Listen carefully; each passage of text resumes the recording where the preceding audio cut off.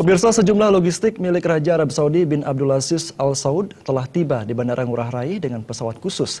Kendati kunjungan Raja Arab Saudi beserta rombongan hanya untuk pelesiran, pihak Bandara Igusti Ngurah Rai telah melakukan persiapan sesuai dengan prosedur kedatangan kepala negara di bandara.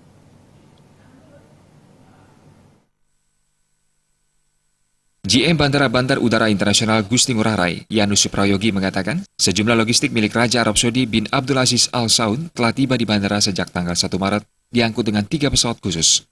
Namun GM Bandara Yanus Suprayogi tidak merinci terkait logistik yang dibawa langsung, karena bukan kewenangannya memberikan detail informasi. Selain logistik, tim pendukung khusus Kerajaan Arab Saudi juga telah tiba di Bali mendahului kedatangan Raja. Mulai tanggal 1 kegiatan sudah datang. 24 kemarin tim advance-nya sudah datang. Tanggal 1 rencananya ada pesawat, ini barusan masuk. Mulai tanggal 1 ada pesawat untuk membawa akomodasi keperluannya. Sampai tanggal ada 3 pesawat yang ada datang. Itu membawa akomodasi yang dibutuhkan. Kemudian mulai tanggal 4 tamu VIP-nya datang. Kita siapkan sampai tanggal 7 kalau nggak salah ya.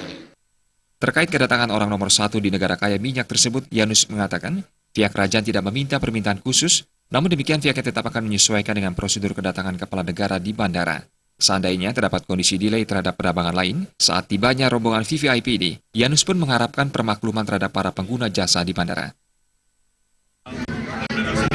Permintaan khusus tidak ada, kita menyesuaikan, karena nanti tamu, jadi mohon dipahami seandainya ada keterlambatan maupun proses delay dan sebagainya.